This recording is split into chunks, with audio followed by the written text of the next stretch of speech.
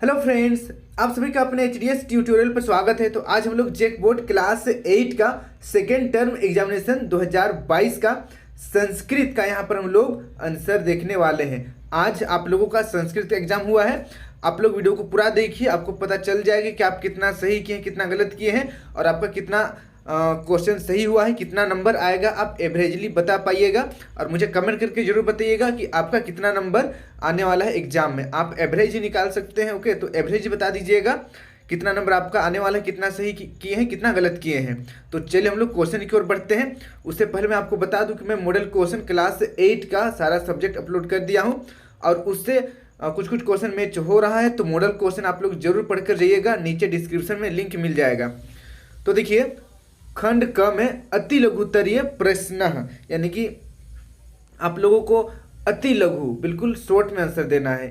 निर्देश देखिए, केषांचित षट प्रश्नानाम उत्तराणि संस्कृत भाषाया लिखत। यहाँ पर जो भी क्वेश्चन है इसमें से सिर्फ 6 प्रश्नों का उत्तर संस्कृत भाषा में देना है, ठीक है। और अति लघुत्तरीय प्रश्न है, यानी कि एक लाइन में आंसर को कंप्लीट कर देना है। तो देखिए, टोटल यहाँ पर 8 क्वेश्चन है। मैं 8 क्वेश्चन का आंसर बता देता हूँ आप लोगों को। आप लोग देखिएगा किसमें से इसमें से कौन सा 6 नंबर क्वेश्चन आप सोल्व किए हैं। तो देखिए, कुछ लोगों का ये भी डाउट रहता है कि सर मैंने तो पूरा ही सोल्व कर दिया है 8 का 8, तो क्या मेरा कॉपी रिजेक्ट हो जाएगा? ऐसा कुछ नहीं है। शुरू का बस 6 चेक होगा, ठीक है। अगर आप पूरा बनाए हैं 8 का 8 तो बस शुरू 6 क्वेश्चन आपका चेक होगा और कोई दिक्कत नहीं होता है। आपका इसमें घाटा ये है कि आपका समय बर्बाद हुआ एक्स्ट्रा 2 क्वेश्चन को बनाने में, और कुछ नहीं, ठीक है। और यहाँ पर इसको भी आपको ध्यान में रखना है, थोड़ा सा एक्स्ट्रा टाइम लेकर मैं आप लोगों को ये बता दे रहा हूँ। मान कर चलिए आप 8 का 8 पूरा प्रश्न सोल्व किए हैं और 5 नंबर का क्वेश्चन का आंसर आप गलत लिखे हैं, ठीक है, तो सिर्फ 6 नंबर तक चेक होगा। और 5 नंबर का क्योंकि गलत है तो आपका 5 नंबर का कट जाएगा। आप 6, 7, 8 सब सही किए हैं, फिर भी अगर 5 गलत किए हैं तो शुरू का सिर्फ 6 चेक होगा और 5 नंबर का आंसर का जो नंबर है वो कट जाएगा। तो चलिए हम लोग देखते हैं। पहला नंबर देखिए, केन चिंतितान कार्यम न प्रकाशित। तो चलिए इसका हम लोग आंसर देखते हैं। तो इसका उत्तर आपको इस प्रकार लिखना था, मनसा चिंतितम कार्यम वचसा न प्रकाशित। अब बढ़ते हैं सेकेंड क्वेश्चन की ओर। सेकेंड क्वेश्चन देखिए, अर्चकस्य किम नाम आसीत। तो इसका उत्तर आपको इस प्रकार लिखना था, अर्चकस्य नाम श्री महंथ आसीत। अब बढ़ते हैं 3 नंबर की ओर। 3 नंबर का क्वेश्चन है, धन पालस्य हस्ते के दसितवंतः। तो चलिए इसका हम लोग आंसर देखते हैं। तो इसका उत्तर आपको इस प्रकार लिखना था, धन पालस्य हस्तम वृश्चिका दंसीवंतः। इसे आप नोट कर लीजिए। अब बढ़ते हैं 4 नंबर की ओर। फिर देखिए 4 नंबर, कन्याया कति रूप भवंती। तो इसका उत्तर आपको इस प्रकार लिखना था, कन्याया भगिनी भार्या मातृ च रूप भवंती। अब देखिए 5 नंबर, सर्वसाम भाषानाम जननी क अस्ति। तो इसका उत्तर आपको इस प्रकार लिखना था, सर्वासाम भाषानाम जननी संस्कृतम अस्ति। सभी भाषाओं की जननी संस्कृत है। फिर देखिए 6 नंबर, अनृतात परः कः नास्ति। तो चलिए इसका हम लोग आंसर देखते हैं। तो इसका उत्तर आपको इस प्रकार लिखना था, अनृतात परः पातकम नास्ति। 7 नंबर का क्वेश्चन देखिए, सताम विभूतयः किमर्थम भवति। तो इसका उत्तर आप इस प्रकार लिख सकते थे, सताम विभूतयः परोपकाराय भवति। फिर देखिए 8 नंबर, अनुद्वेगकरम वाक्यम क उच्यते। तो इसका उत्तर आपको इस प्रकार लिखना था, अनुद्वेगकरम वाक्यम वांग्मयम तपः उच्यते। फिर देखिए अगला सेकंड क्वेश्चन, केषांचित चतुर प्रश्नानाम उत्तराणि लिखत। कोई भी 4 प्रश्नों का उत्तर लिखना है इसमें से, ठीक है। देखिए 9, 10, 11 और नीचे 12 है, उसके बाद 13 है। तो इसमें से कोई भी 4 प्रश्नों का उत्तर लिखना था। तो चलिए हम लोग यहाँ पर 9 नंबर सोल्व करेंगे, 10 नंबर सोल्व करेंगे और फिर 11 नंबर सोल्व करेंगे और 12 नंबर सोल्व करेंगे, सभी को सोल्व करेंगे। तो देखिए 9 नंबर का आंसर नास्ति। नास्ति का यहाँ पर आप लोगों को संधि विच्छेद करना था तो न जोड़ अस्ति, और देखिए सदा जोड़ एव में आप लोगों को संधि करना था तो सदैव हो जाएगा। फिर 10 नंबर देखिए कर्तव्यम का यहाँ पर हम लोगों को प्रत्यय अलग करना था, प्रत्यय विग्रह करना था, क्री जोड़ तव्यम। फिर देखिए नेक्स्ट खन जोड़ कत्वा, तो यहाँ पर जोड़ना था तो यहाँ पर खनित्वा हो जाएगा। ये 9 और 10 नंबर का आंसर हो गया है। 11 नंबर का क्वेश्चन देखिए, विशेष्य विशेषणम व चित्वा लिखत, विशेष्य या विशेषण बताना है। यहाँ पर एक लाइन दिया हुआ है, यहाँ पर एक वाक्य दिया हुआ है, अथवा बीच में है, मतलब या तो ऊपर वाला या फिर नीचे वाला, दोनों में से सिर्फ एक को आप लोगों को सोल्व करना था। धार्मिक अर्चक अनयो पदयो किम विशेष्य पदम, तो यहाँ पर विशेष्य पदम को चुनना है। तो ये मैं आप पर छोड़ रहा हूँ, आप मुझे कमेंट करके बताइएगा कि इसमें से कौन सा विशेष्य पद है। मैं नीचे का आंसर बता रहा हूँ, ठीक है। ये आपको कमेंट करना है कि कौन सा इसमें विशेष्य पद है आपके अनुसार, और आपका टोटल नंबर को तो कमेंट करना ही है कि कितना आप सही किए हैं कितना गलत किए हैं। देखिए भयंकर वृश्चिका अनयो पदयो किम विशेषण पदम, यहाँ पर विशेषण पद को बताना है, तो यहाँ पर भयंकर आपका विशेषण पद है। अब बढ़ते हैं 12 नंबर की ओर। 12 नंबर देखिए, समानार्थकम पदम लिखत, समानार्थी पद लिखना है, पर्यायवाची शब्द लिखना है। ये तो मैंने आप लोगों को टेस्ट में भी दिया था, और जो टेस्ट मेरा अटेम्प्ट किया था शायद सभी का सही होगा। ये देखिए कलम और पानी, कलम मतलब कमल फूल होता है, उसका समानार्थी शब्द आप जलज लिख सकते हैं, पानी मतलब हाथ होता है, ठीक है, हाथ आप लिख सकते हैं, मैं बताऊंगा अभी लिखकर। फिर 13 नंबर देखिए, पर्याय पदम लिखत, यहाँ पर विपर्याय पदम, विपर्याय पदम यानी कि विलोम शब्द लिखना है, ठीक है, विपर्याय पदम। यहाँ पर देखिए सुखम का उल्टा लिखना है, विपरीतार्थक शब्द लिखना है, और सफलम का विपरीतार्थक शब्द लिखना है। तो आंसर देखिए 12 नंबर कमलम का जलज लिखना था आपको, पानी यानी कि हाथ होता है, यहाँ पर हस्त लिखना था। फिर देखिए यहाँ पर विपरीतार्थक शब्द लिखना था 13 नंबर में, सुखम का दुखम हो जाएगा, सफलम का असफलम हो जाएगा। अब बढ़ते हैं नेक्स्ट हम लोग 14 नंबर की ओर। खंड ख देखिए लघुतरीय प्रश्न, यहाँ पर 14 नंबर देखिए, जो भी नीचे लिखा हुआ है उसका हिंदी अर्थ लिखना था आप लोगों को। प्रदत्त गद्यांश श्लोकानाम अर्थ हिंदी भाषा लिखत, और यहाँ पर देखिए ऊपर लिखा हुआ 3 नंबर में, केशांचित प्रश्न त्रनायाम उत्तरानी लिखत, तो यहाँ पर कोई भी 3 प्रश्न का उत्तर लिखना है, ठीक है, 3 प्रश्न का उत्तर लिखना है। तो देखिए हम लोग इसको सोल्व करेंगे, इसको सोल्व करेंगे, और एक नीचे हम लोग तीसरा नंबर, लाइन से तीसरा नंबर को हम लोग सोल्व करेंगे। देखिए यहाँ पर एक पैराग्राफ लिखा हुआ है, मैं डायरेक्ट इसका आपको हिंदी पढ़कर बताऊंगा, और फिर यहाँ पर देखिए यहाँ पर पैराग्राफ लिखा हुआ है, 2 लाइन लिखा हुआ है, इसका भी डायरेक्ट मैं हिंदी बताऊंगा, और यहाँ पर देखिए जो तीसरा है इसका भी डायरेक्ट मैं आप लोगों को हिंदी ही पढ़कर बता रहा हूँ। तो देखिए पहला नंबर का हिंदी अर्थ आपको इस प्रकार लिखना था। मसमानो नामक एक गांव था, गांव के बाहर एक शिव मंदिर था, उस शिव मंदिर में एक धार्मिक और सत्यपालक पुजारी रहता था, पुजारी का नाम श्री महंत था। जैसा नाम वैसा गुण, यह कथन उनके ऊपर पूरी तरह सिद्ध होता था। तो ये पहला नंबर का हिंदी अर्थ है। अब देखिए सेकेंड जो नंबर है उसका हिंदी अर्थ इस प्रकार लिखना था। देखिए शांति कहती है, हाँ जानती हूँ मैं, संस्कृत भाषा सभी भारतीय भाषाओं की जननी है। हम सब संस्कृत पढ़कर अपनी संस्कृति को जानने में समर्थ हो पाते हैं, अतः भारतीय लोगों के लिए संस्कृत का अध्ययन अति आवश्यक है।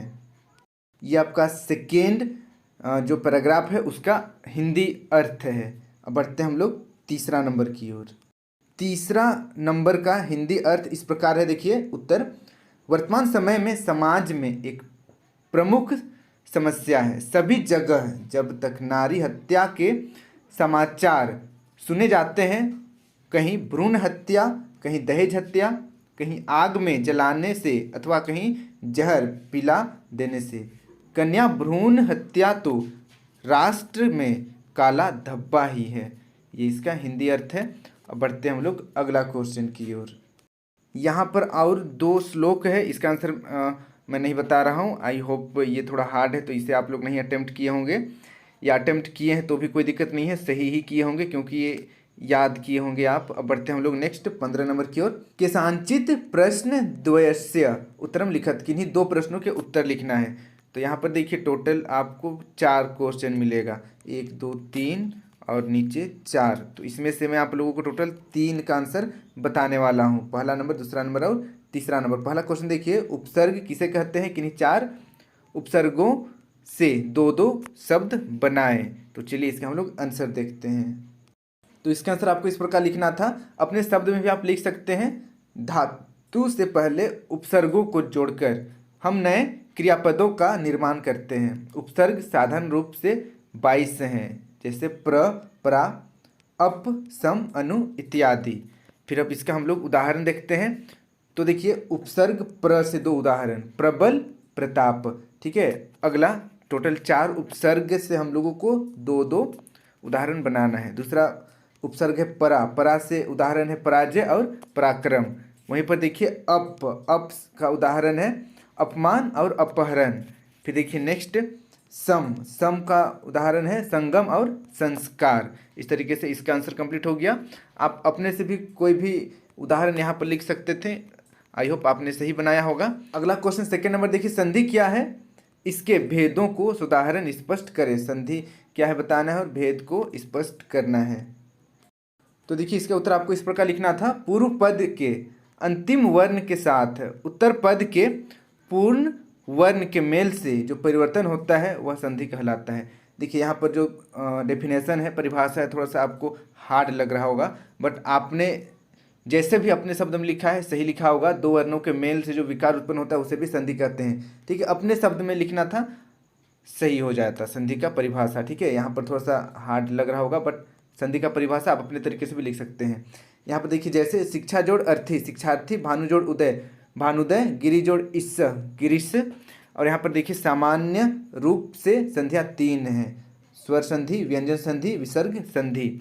अब यहाँ पर देखिए स्वर संधि का परिभाषा आपको लिखना था, क्योंकि ये 4 नंबर का क्वेश्चन है, थोड़ा सा लिखना पड़ेगा। स्वर संधि देखिए, स्वर के साथ स्वर का मेल स्वर संधि कही जाती है। संस्कृत भाषा में स्वीकृत स्वर वर्ण है हर्ष दीर्घ, हर्ष ई दीर्घ, हर्ष उ दीर्घ, री, ए ओ औ औ। स्वर वर्ण में इनका ही परस्पर मेल होता है। और यहाँ पर देखिए स्वर वर्ण भी फर्दर आपको 5 भेद इसका मिलेगा, लेकिन उतना मैं नहीं जा रहा हूँ, आप लोग को भी उतना लिखने का कोई ज़रूरत नहीं था। ठीक है, लिखे हैं तो अच्छी बात है। जैसे देखिए देव जोड़ अर्चनम तो देवार्चनम हो जाएगा, पाठ जोड़ आरंभ, पाठारंभ, विद्या जोड़ अर्थी, विद्यार्थी, विद्या जोड़ आलय, विद्यालय। ये आपका हो गया स्वर संधि। अब बढ़ते हम लोग व्यंजन संधि की ओर। वर्ण के साथ स्वर या व्यंजन वर्ण के मिलने से जो वर्ण परिवर्तन होता है उसे व्यंजन संधि कहते हैं। जैसे अच जोड़ अंतः, तो यहाँ पर आ जाएगा अजंता। च हलंत जोड़ अ मिलकर ज बन गया है। उसी प्रकार देखिए सत्य जोड़ जना, तो यहाँ पर सज्जन हो जाएगा। त जोड़ ज, यहाँ पर डबल ज हो गया है। फिर देखिए दम जोड़ अड़ विसर्ग, तो दंड हो जाएगा। इस तरीके से व्यंजन संधि का परिभाषा और उदाहरण है। अब बढ़ते हैं हम लोग नेक्स्ट विसर्ग संधि की ओर। विसर्ग संधि देखिए, विसर्ग के साथ स्वर या व्यंजन वर्ण के मिलने से जो वर्ण परिवर्तन होता है उसे विसर्ग संधि कहते हैं। जैसे मुनि जोड़ अयम, तो यहाँ पर मुनिवरम हो जाएगा। यहाँ पर देखिए विसर्ग जोड़ अ मिलकर र बन गया। फिर देखिए मुनि जोड़ तत्र, तो यहाँ पर मुनिस्तत्र हो जाएगा। विसर्ग जोड़ त मिलकर अस्थ हो गया। वहीं पर देखिए फिर यहाँ पर बालह जोड़ अयम, तो बलोहयम हो जाएगा। इस तरीके से इसका आंसर कंप्लीट हो गया है। इसे आप देख लीजिए, आप अपने तरह से भी इसका डेफिनेशन लिख सकते थे, उदाहरण लिख सकते थे। अब बढ़ते हैं अगला क्वेश्चन की ओर। यहाँ पर देखिए तीसरा नंबर, वैसे सिर्फ 2 प्रश्नों का उत्तर देना था, लेकिन मैं यहाँ पर आप लोगों को तीसरा का भी आंसर बता रहा हूँ। प्रत्यय क्या है, किन्हीं 4 प्रत्ययों के 2 उदाहरण बताएं। तो चलिए इसका हम लोग आंसर देखते हैं। इसका उत्तर देखिए, विभक्ति रहित मूल शब्द के अंत में शब्द को अर्थयुक्त बनाने के लिए जो शब्द यानी कि शब्दांश या वर्ण प्रयुक्त होता है वह प्रत्यय कहलाता है। इसका डेफिनेशन भी आप अपने तरीके से लिख सकते हैं, मैंने अपने तरीके से लिखा है, बस सही होना चाहिए। ठीक है, अब इसका हम लोग उदाहरण देखते हैं। देखिए कत्वा, कत्वा का उदाहरण है यहाँ पर खाद जोड़ कत्वा खादित्वा, फिर चल जोड़ कत्वा चलित्वा। उसी प्रकार लय प्रत्यय लय प्रत्यय में देखिए परि जोड़ क्रम जोड़ लयप, तो यहाँ पर परिक्रम में हो जाएगा। फिर अव जोड़ लुक जोड़ लयप, अवलोक्य हो जाएगा। फिर देखिए अगला प्रत्यय तुमुन, गम जोड़ तुमुन गंतुम हो जाएगा। पठ जोड़ तुमुन पठितुम हो जाएगा। फिर देखिए कत जोड़ कत का जो उदाहरण है देखिए लिख जोड़ कत लिखितम हो जाएगा। स्वप जोड़ कत यहाँ पर सुप्त हो जाएगा। इस तरीके से उदाहरण देना था। आप और भी बहुत सारा प्रत्यय है उसका भी आप उदाहरण लेकर उसका एग्जाम्पल दे सकते थे। अब बढ़ते हैं अगला क्वेश्चन की ओर। अब देखिए 16 नंबर कन्याम रक्षतु कन्याम पाठयतु, शीर्षक पाठ का सारांश लिखें अथवा, यहाँ पर एक पैराग्राफ दिया हुआ है इसको पढ़ना है और नीचे कुछ क्वेश्चन उसका आंसर देना है।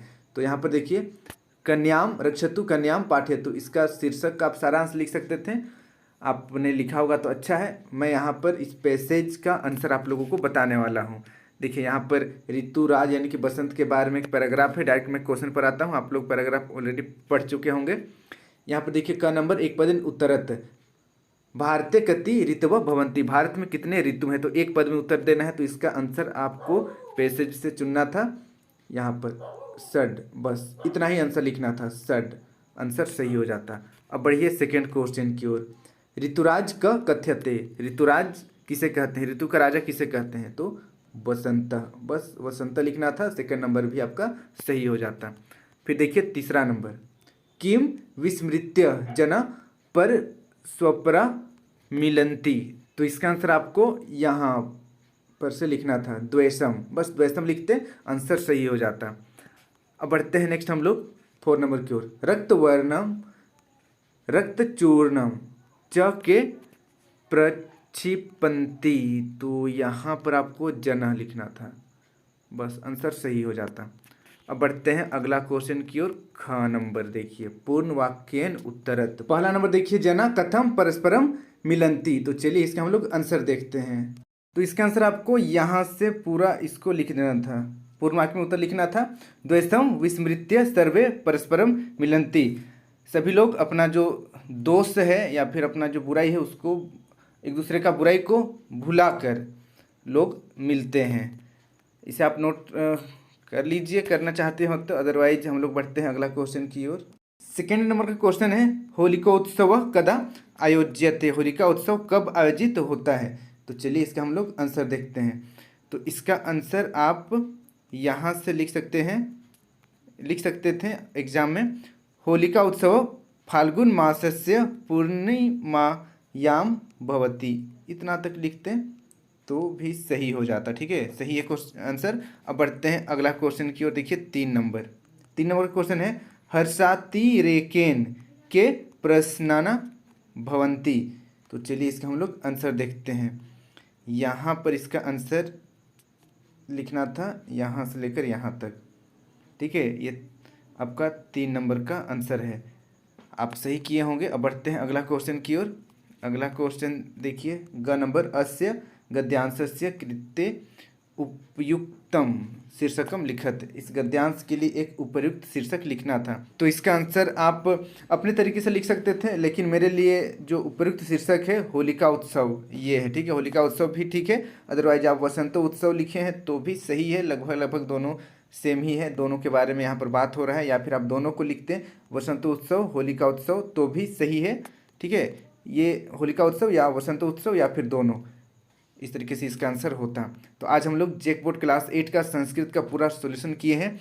आप लोग मुझे कमेंट करके बताइए कि आप लोगों को कितना सही कितना गलत किए हैं। और बाकी सब्जेक्ट का एग्जाम होने वाला है, मॉडल क्वेश्चन नीचे डिस्क्रिप्शन मिल जाएगा, वहाँ से आप ज़रूर चेकआउट करके ज़रूर याद करके जाइएगा, एग्ज़ाम में मदद हो जाएगा।